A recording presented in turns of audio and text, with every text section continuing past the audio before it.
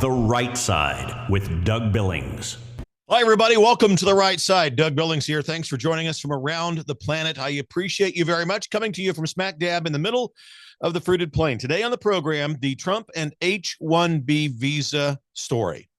A lot of people out there, even MAGA purists, God bless you, who are panicking about this. I'm going to detail all of this, tell you why there's no reason to panic, and I'm going to rely on my 23 years in corporate America as an HR executive, including my time as a VP of HR, so I can explain to you what this is. I used this every day, every year in corporate America. Today on the program, ladies and gentlemen, The Right Side with Doug Billings is upon you to put your mind at ease. Are you ready?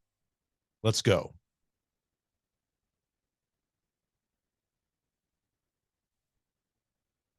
Okay, welcome back. Welcome back, ladies and gentlemen. Thank you very much for joining me. Remember, I am here to help. I'm here to walk people in off of the ledge of Kookville and from the ledge of panic. And today I am going to do my best to be very gentle in doing that.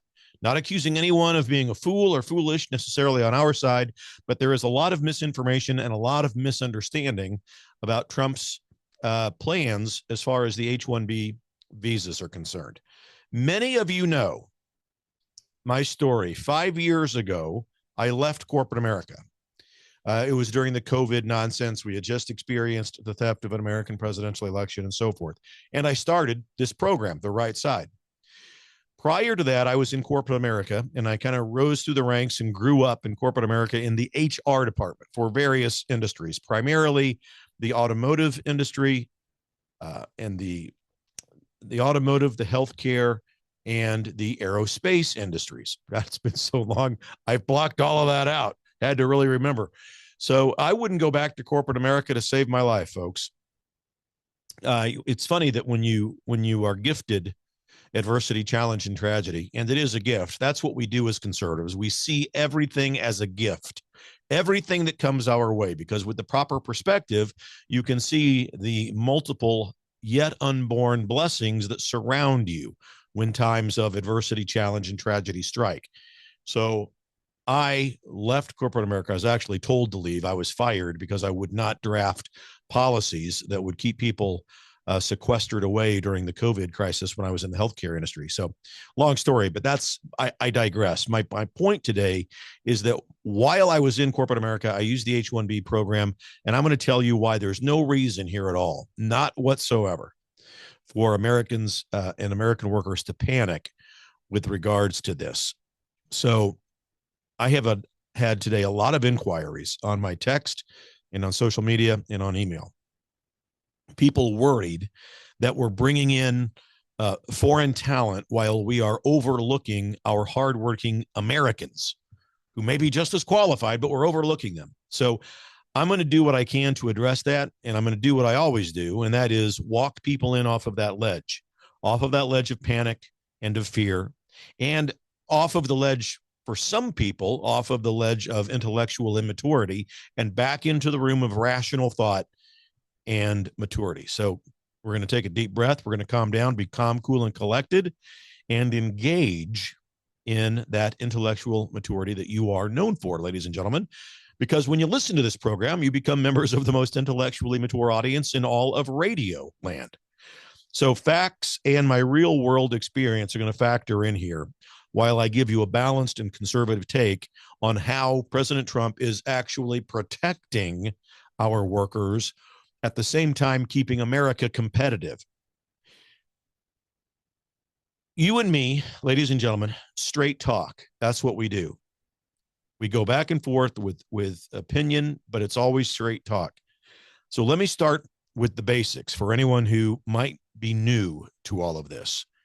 The H-1B visa, they allow companies to hire foreign workers for specialized jobs.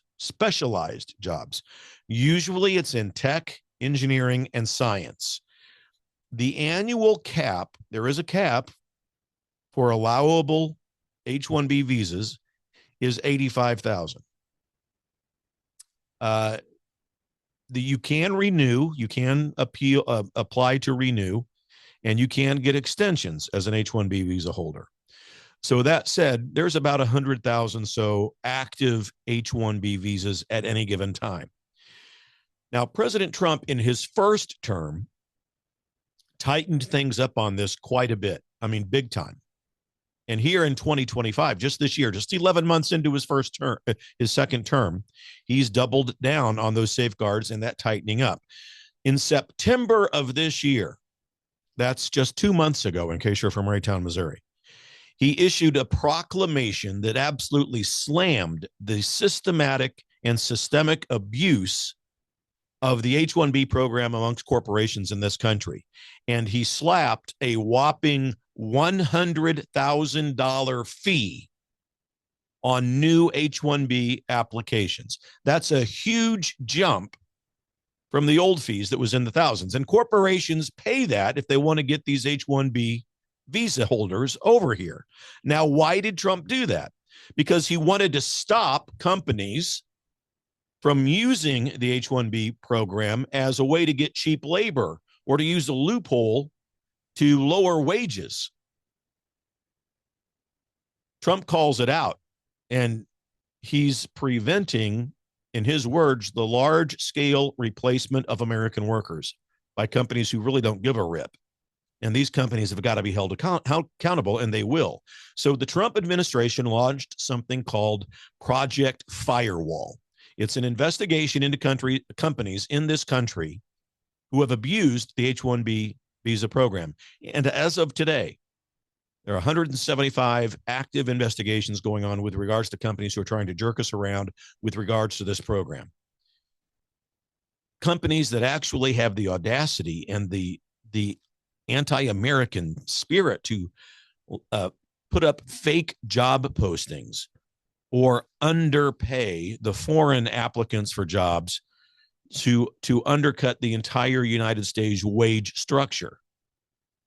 And I saw this kind of thing firsthand when I was in corporate America working in human resources. But here's where it gets a little bit controversial, but I'll explain why Trump comes out a winner. A lot of you have asked about Trump's rationale for not scrapping this entire program. Why do we even need the H-1B visa program? We've got plenty of Americans here in this country that can do these jobs, and he's just undermining our system. Okay, hang on a minute. That's you out on that ledge of panic, and I'm going to walk you back into the room gently, not blaming you, because it's a good question and it's a good observation. Truly, it is. But there's an answer. Trump has been quoted as saying things like, Americans don't have the talent for some of the jobs we need. I actually saw this on social media this morning as I was getting ready for my other show on the Real Talk Radio Network. I'm paraphrasing that, but that's what people are saying. He's saying that Americans don't have the talent to do these jobs, Doug. So in the interview where a lot of this fodder is coming from was the Laura Ingraham interview that was done on Fox just a couple of nights ago. They were talking about this, and the conversation was that we need the program, the H-1B program, for certain talents, Trump said, because, and he said, quote, you don't have certain talents and people have to learn. Okay. Now, he went on to say, there's nothing wrong with what he just said there, by the way, but he went on to say this, and I quote, you can't take people off of the unemployment line and say, hey, I'm going to make you a chip manufacturer. And Trump is right, ladies and gentlemen. Hear me out. From a conservative America First perspective, it makes sense. We are talking about, first of all, cutting edge fields here.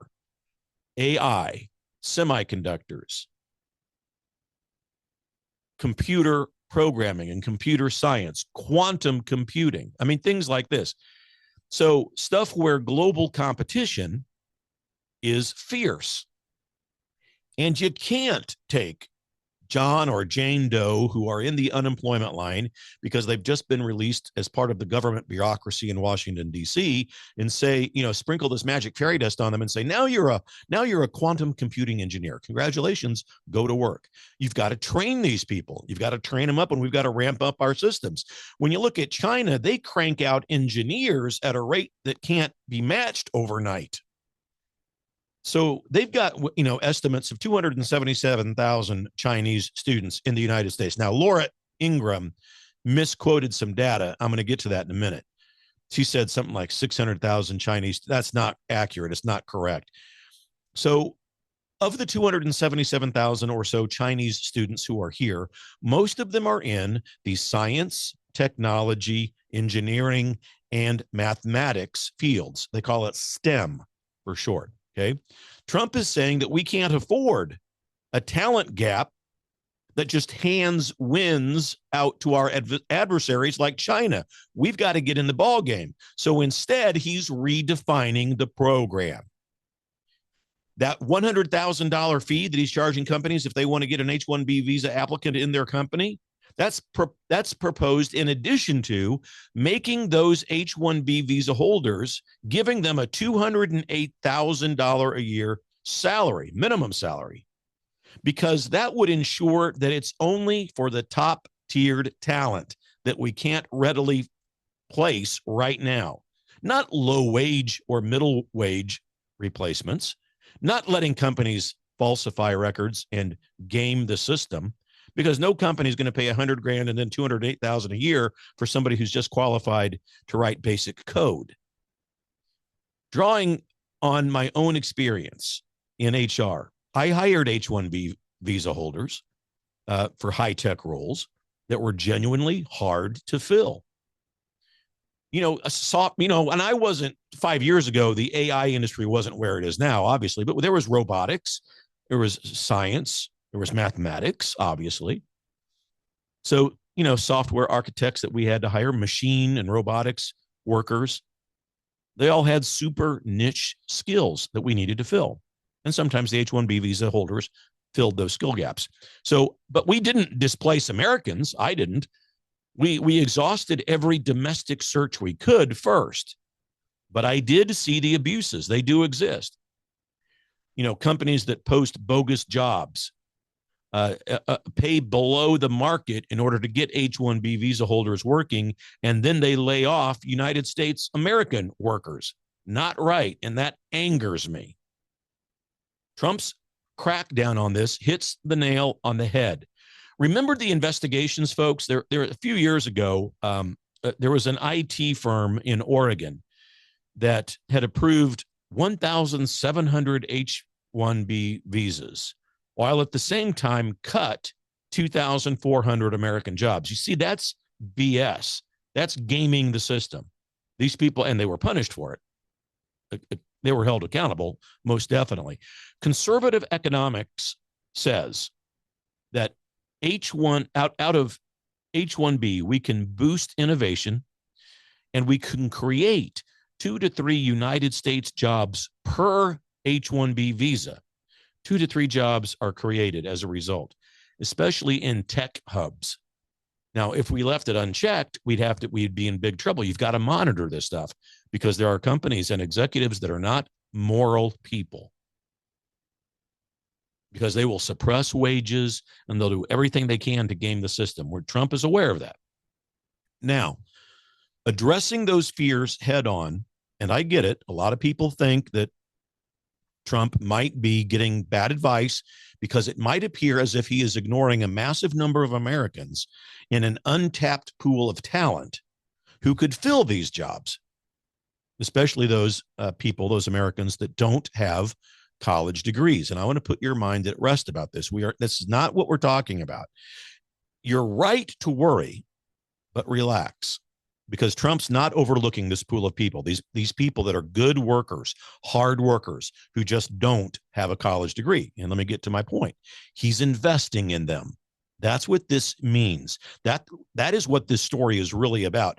About 62% of our workforce doesn't have a college degree, folks. Yet they're perfect workers, perfect skill sets for skill-based roles.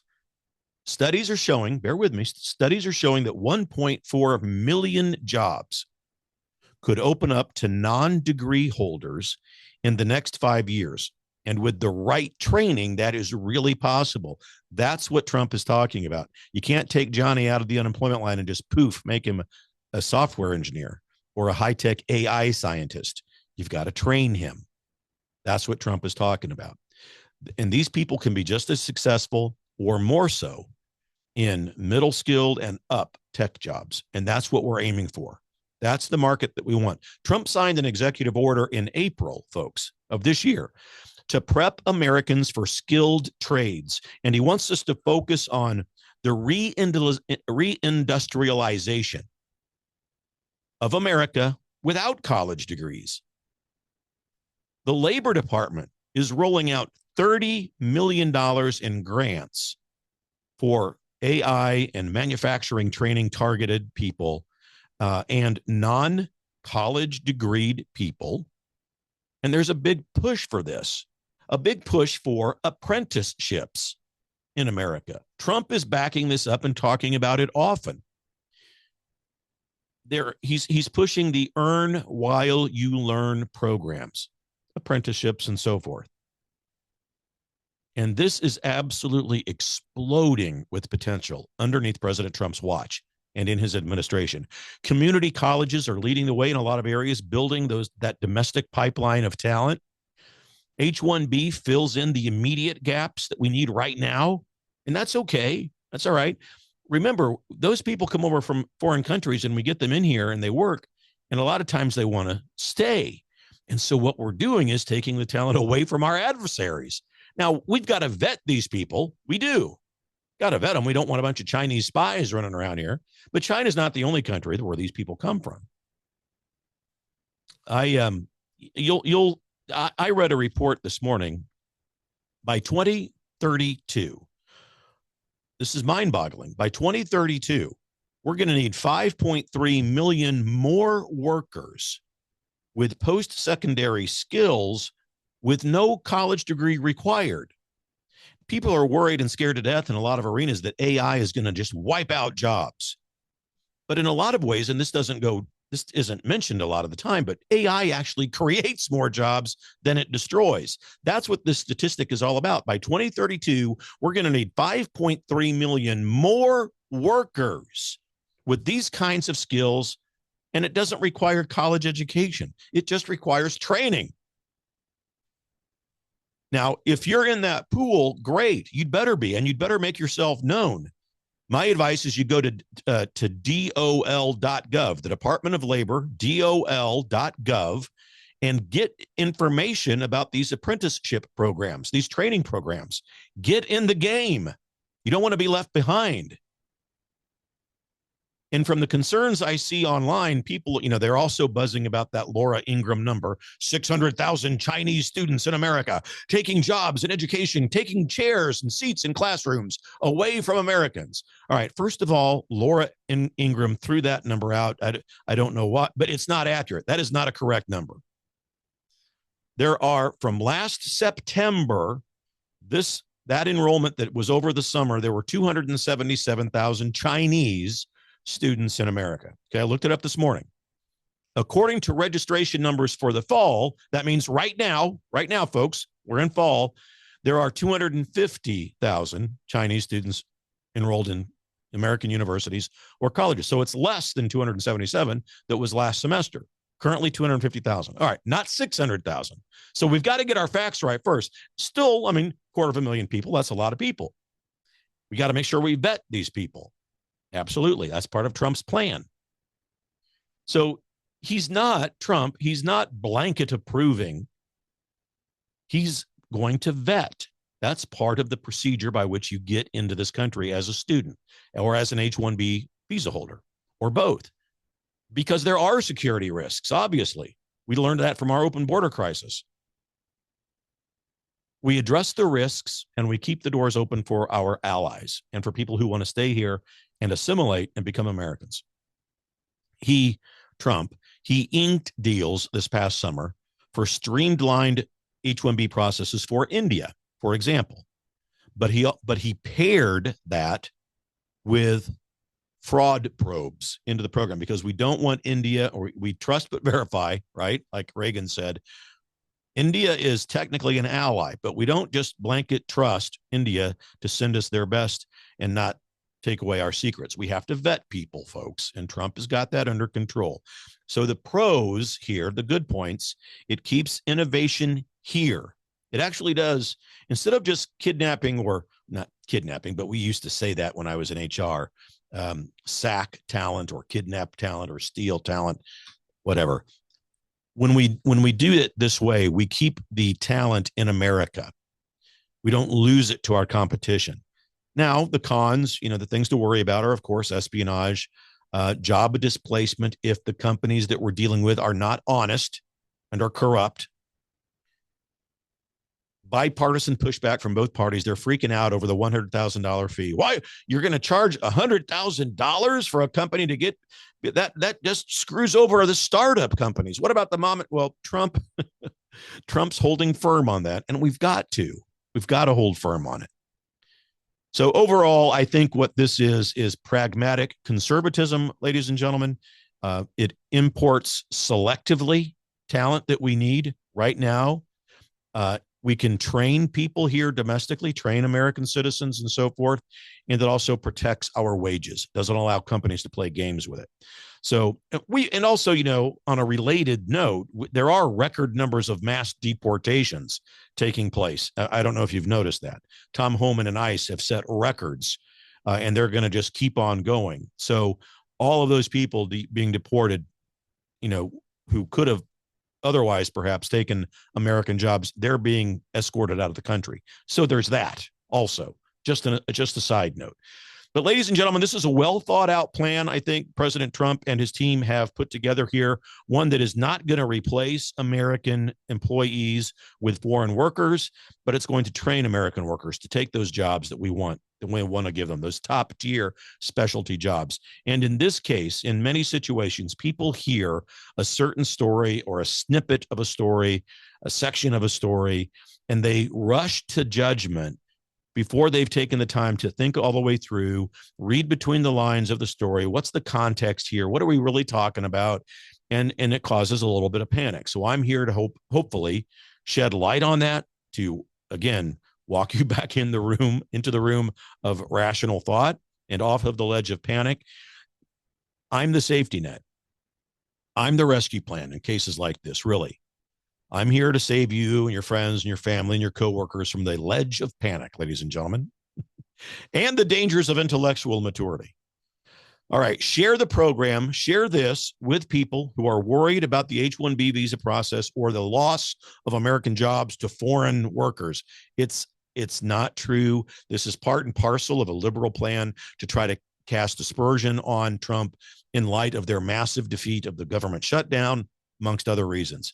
This is a plan that is for America, America first, and America workers. Follow me on YouTube. Subscribe to the YouTube channel. It's free over there. The YouTube channel is at the right side Doug Billings. At the right side Doug Billings. Subscribe and set your notifications so you can get notified when I drop brilliant content like this, so you don't miss out. Head over to my website if you want to learn even more. That's DougBillings.us. And if you would, so that I can continue to bring you programs like this, prayerfully consider setting up something like a $5 a month continuing donation over there at DougBillings.us, because after all, the program never costs you a dime, folks. Never charge for this stuff. It's all free information, but it does cost me, and it's how I make a living. This is capitalism, after all. We're in this together, ladies and gentlemen. You know that. Believe it. For the Republic. Cheers.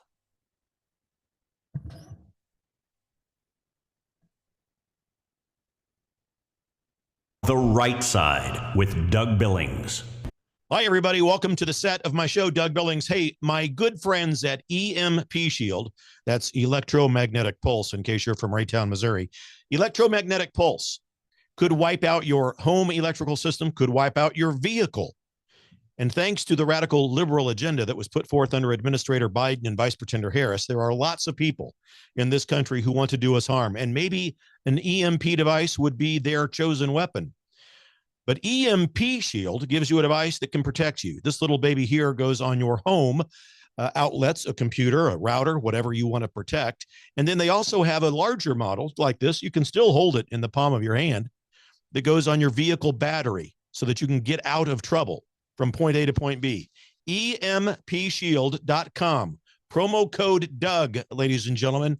Save yourself, save your property. EMPShield.com. Promo code Doug. We're in this together, folks. Believe it. For the Republic. Cheers. The Right Side with Doug Billings.